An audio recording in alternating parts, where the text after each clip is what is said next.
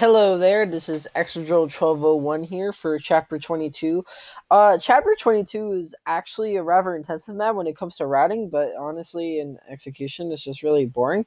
So I have Hinoka use Rally Speed, so that way everyone is able to double instead of instead of Korin botting Ryoma, I have Reina. I have Korin bot Reina. So that way she can just KO stuff with the dual shuriken. Scarlet is this is also Chiki Strat, by the way. Scarlet basically just run KOs the Zerkers. I have Christof also able to run KO some Zerkers. Izana deals with the right side. Takumi is just there, so that way I could deal with him made later. Ryoma has to juggernaut this entire section. I have Jacob's Shelter. Oh yeah, be ready to see a lot of crits, by the way. I have Jacob Shelter Hinoka, so that way she's not in range of the sorcerer.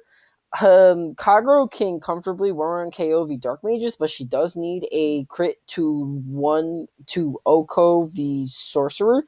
Christof is also able to run around KO the Berserkers just fine with the dual naginata, but I just got really lucky and he got a bunch of crits, which is really nice. Ryoma can actually get kind of unlucky here. The Silver Shuriken debuffs him by defense and strength.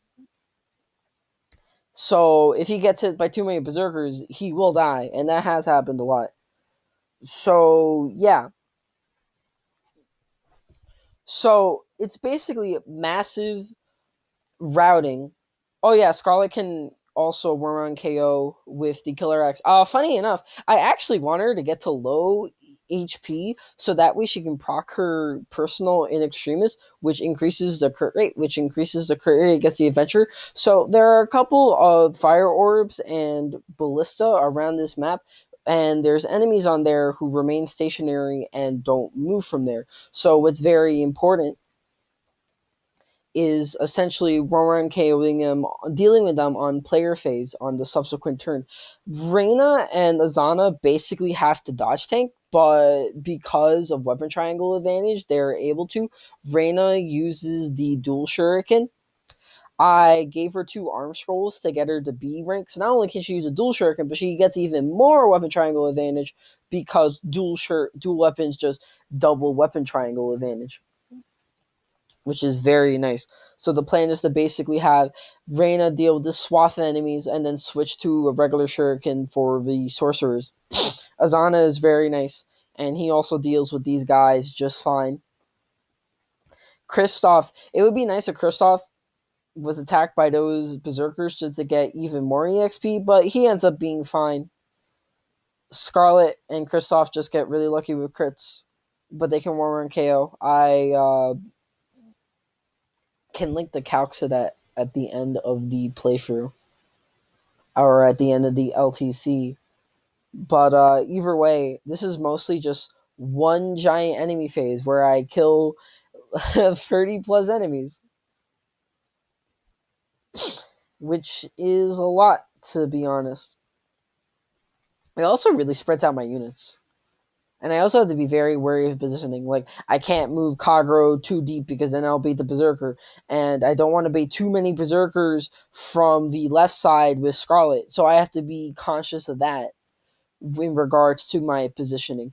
So here, I just have Reina move to the left. She's able to run KO with the Brass Shuriken Forge I had later. These parts are very RNG dependent. I basically need Scarlet and I need Christof to crit. So what I do is that with her personal, I basically have to crit the adventurer. And then with Hinoka, I rescue Christof so that way he has enough move. Oh yeah, Satsuna's a parabot. So good job, Satsuna. Able to, best girl. Yeah. So I just have Christof use the Great Club to also Oko that adventure. It's really funny. Ryoma's attack is just so bonkers that even after like -4 strength debuff, he's still able to Oko Sure, which is very nice because doubling him is troublesome. I have Takumi basically go down and one round KO the Dark Mage. I could have more reliable hit if I just used a dual Yumi, but I just relied on like 2 crits just to beat the map, so I'm not going to talk about reliability. And then I just have Kagero. Basically, I have to crit this, by the way. I have to get this crit. And just crit the maid. So the enemies in the top and bottom sections are done. So all that's left is essentially just Reina and Izana just cleaning up. Thankfully, the outlaw is actually attacking range, unlike in chapter 14 and 19. I mean, 13 and 19. I don't know why the outlaws are sometimes so finicky, but alas. So this is just really interesting, just in regards to just how much pure routing it is, and yet how fast it comes. It's been like 6 minutes, and it's only been 2 turns. So yeah, Azana is a fantastic combat unit. Is able going to go 23. Unfortunately, Reina doesn't really do anything else for the rest of this run. But man, Reina was a fantastic unit. So I'm just really proud of her. And that was chapter 22 in 2 turns.